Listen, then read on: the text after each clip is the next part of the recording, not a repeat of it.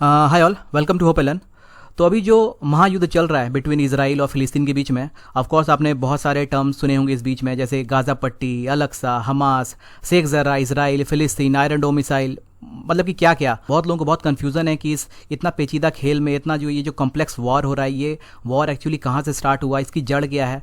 तो बहुत कम समय में और आसान भाषा में मैं कोशिश करूंगा कि इस पूरे वॉर को, ये पूरा युद्ध को मैं आपको समझा सकूं और आपको एक आइडिया मिल सके कि एक्चुअली जेरूसलम में चल के आ रहा है। क्योंकि जो पूरा जड़ है ना, ये जो युद्ध है इन दोनों के बीच का, ये जो युद्ध है ये बहुत पुराना है, तकरीबन 150 साल पुराना है। लेकिन एज ऑफ नाउ जो अभी जो युद्ध चल रहा है, इसका जड़ है अभी ईस्ट जेरूसलम। आप यहाँ पे आप मैप में देखिए, यहाँ पे आपको दिख रहा होगा हमारा प्यारा भारत, आवर इनक्रेडिबल इंडिया। और यहाँ से आप जाएंगे वेस्ट की तरफ, पश्चिम की तरफ, यहाँ पे आपको यहाँ पे सारे मिडिल ईस्ट कंट्रीज मिलेंगे, जैसे Iran, Iraq, Saudi Arabia, Yemen, Oman. और इसके ठीक ऊपर आपको मिलेगा सीरिया, और इसके ठीक बगल में आपको मिलेगा इसराइल और जॉर्डन। ठीक है, तो यहाँ है आपका इसराइल, यहाँ पे आपका है जॉर्डन। ठीक है, और ये देख रहे हैं वेस्ट बैंक, ये वेस्ट बैंक है, इसके नीचे डेड सी है, ये है जेरूसलम। जो पूरे इस युद्ध का जो जड़ है जेरूसलम, ये आपको जेरूसलम दिखेगा। और इसी जेरूसलम के अंदर, जैसे ये दो पार्ट में डिवाइडेड है, ईस्ट जेरूसलम और वेस्ट जेरूसलम। और ईस्ट जेरूसलम पे बार बार इसराइल अटैक कर रहा है। और ये वाला जो स्ट्रिप देख रहे हैं ना, ये यहाँ पे कोने में जो है, ये है आपका गाज़ा पट्टी, गाज़ा स्ट्रिप। और ये गाज़ा पट्टी और ये वेस्ट बैंक, ये दोनों मिला के आपका कहलाता है फिलिस्तीन। और ये जो पूरा जगह बच गया है, ये है आपका पूरा। तो चलिए सबसे पहले हम लोग बैकग्राउंड को समझ लेते हैं।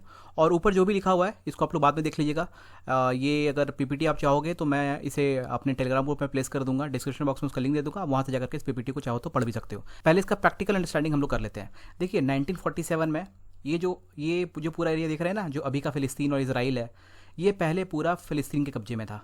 पूरा ये आप देख रहे हैं, ये पूरा फिलिस्तीन है आपका पूरा। देखिए 1947 में क्या था ना, ये अभी का जो एरिया आप इसराइल पूरा देखते हैं, उसमें ये पूरा देश केवल फिलिस्तीन था। और ये जो छोटा छोटा वाइट कलर का दिख रहे हैं, यहाँ पे यहूदी लोग रहते थे, जो कि अभी का इसराइल है। अब इन लोगों के बीच में हमेशा कॉन्फ्लिक्ट चलता रहता था। तो इंग्लैंड ने क्या किया, इन दोनों की बात को उन्होंने यूएनओ में रखा, यूनाइटेड नेशन ऑर्गेनाइजेशन में। और वहाँ पे यूएनओ ने क्या किया, एक डिक्लेरेशन के तहत इसराइल की स्थापना कर दी। कब? 14 मई 1948 को। और इस समझौते के साथ जब पार्टीशन किया गया फिलिस्तीन और इसराइल का, इसराइल को मिला 44% एरिया और फिलिस्तीन को मिला 48% एरिया।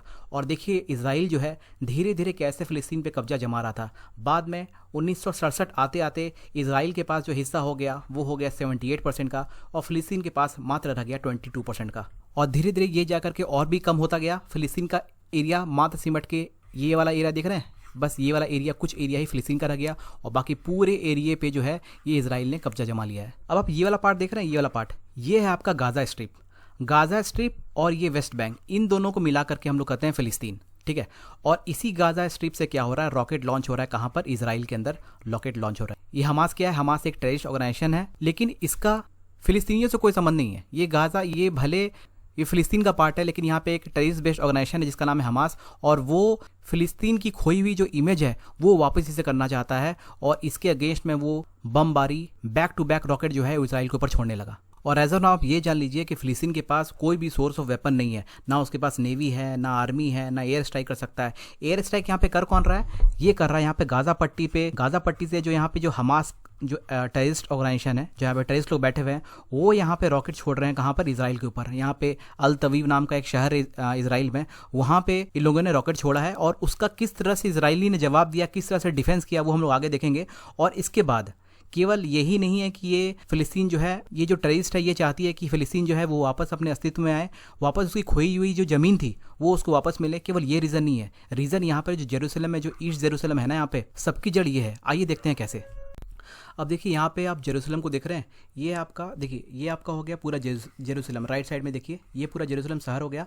और इसी जेरूसलम को मैं डिवाइड करके दिखाया हूँ, एक है आपका ईस्ट जेरूसलम और दूसरा है आपका वेस्ट जेरूसलम। तो जो जेरूसलम जो शहर है, ये this is a home to 3 different religion. ये 3 धर्मों का जगह है, क्योंकि इसी जगह पे ईसा मसीह की को यहाँ पे सूली चढ़ा गया था। तो यहाँ पे क्रिश्चियन लोग जो है उनका यहाँ पे बहुत ज़्यादा जुड़ाव रहा है। और इसी जगह को यहूदी लोग जो है, जो अभी के इसराइल है, उनका कहना है कि उनका यहाँ पे मूल स्थान रहा है। तो उनके लिए भी ये जगह बहुत खास बन जाता है। और जो तीसरा है, अगर मक्का मदीना के बाद अगर मुस्लिम किसी चीज़ को मानते हैं तो वो है अल अक्सा मस्जिद, जो कि आपका ईस्ट जेरूसलम के अंदर आता है। आपको मैप में यहाँ और भी क्लियर हो जाएगा। ये देखिए, ये आपका वेस्ट जेरूसलम और यहाँ पे आपका आता है ईस्ट जेरूसलम। ठीक है, और ये है आपका अल अक्सा मॉस्क। अब आप यहाँ पे ये जगह देख रहे हैं शेख जर्राह, ये शेख जर्राह और यहाँ पे ठीक इसके नीचे अलक्सा जो ईस्ट जेरूसलम का पार्ट है। अब यहाँ पे इस जगह में फिलिस्तीन लोग रह रहे थे, कुल 400 से 500 मकान बना करके फिलिस्तीन लोग रह रहे थे। और कुछ दिन पहले वहाँ की जो सुप्रीम कोर्ट है, वहाँ की जो अदालत है, उनका एक ऑर्डर आया कि ये जो जगह है ये इजराइल का है, ये यहूदियों का जगह है, क्योंकि आज से 150 साल पहले इस जगह को यहूदियों ने अरब देशों से खरीदा था। तो आप सोचिए कि 150 साल पुराना मैटर जो है, इस मैटर को इशू बना करके इजराइल वालों ने यहाँ पे इस जगह पे सारे मकान को तोड़वा दिए जेसीबी चला करके। और अब ये लोग जाएंगे कहाँ? ये सीधा क्या हुआ, ये जो मॉस्क देख रहे हैं मस्जिद, ये लोग यहाँ पर उठ करके आने लगे सारे फिलिस्तीन वाले लोग, और यहाँ पर इजराइल ने फिर से अपने सिक्योरिटी गार्ड को तैनात करके रखा था। तो उसके बाद क्या होना था, उसके बाद इन दोनों में फिर कंफ्लिक्ट होना स्टार्ट हो गया और ये धीरे धीरे बहुत बड़ा विकराल रूप लेने लगा। अब देखिए इसके नतीजे में जो गाजा में के अंदर जो टेररिस्ट ऑर्गेनाइजेशन है हमास, इसने अंधाधुन इसराइल के ऊपर अंधाधुन रॉकेट छोड़ना स्टार्ट कर दिया। और आप यहाँ पे तेल अवीव जो शहर देख रहे हैं इसराइल का, यहाँ पे जो रॉकेट जो गिरी वो बहुत ज़्यादा कंसर्न नहीं था इसराइल के ऊपर। क्यों? क्योंकि देखिए आज के डेट में इसराइल जो है ना, आप समझ सकते हैं बिल्कुल सुपर पावर है इन टर्म्स ऑफ वेपन्स। उसके ऊपर इतनी अच्छे अच्छे टेक्नोलॉजीज़ हैं और उसी टेक्नोलॉजी का यूज़ करके इसराइल के जितने भी रॉकेट आए थे तेल अवीव के ऊपर और इसराइल के डिफरेंट जगहों पे, उस सारे रॉकेट को नष्ट कर दिया। इसराइल के पास जो मिसाइल है उसका नाम है आयरन डोम एंटी मिसाइल सिस्टम। इसी की मदद से जितने भी रॉकेट्स लॉन्च किए थे हमास ने, वो सारे रॉकेट को 4 से 70 किलोमीटर का रेंज रहता है आयरन डोम का। मतलब कि कोई भी अगर सामने से अगर वेपन आ रहा है तो उसको 4 से 70 किलोमीटर के रेंज में अगर कोई भी वेपन होगा तो उसको ये डिटेक्ट कर लेगा और वहीं पर उसको नष्ट कर देगा। तो आप समझ सकते हैं कि इसराइल के पास कितनी बड़ी टेक्नोलॉजिकल वेपन है कि अगर उसे कोई भी देश कितनी भी आसानी से अटैक करे, वो इसका बचाव उतने ही आसान तरीके से कर सकता है। और इसके एवज में जो इसराइल ने जो जवाब दिया है, गाजा पट्टी में 13 स्टोरी की एक बिल्डिंग थी, उस पूरे बिल्डिंग को गिरा दिया इसराइल ने।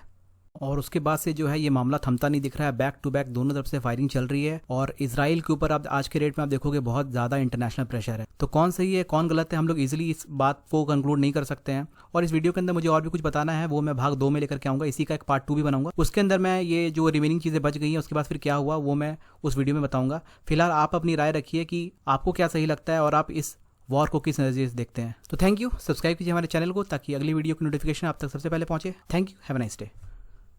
इजराइल तो दूसरे मैप में आपको सारा चीज़ क्लियर हो जाएगा।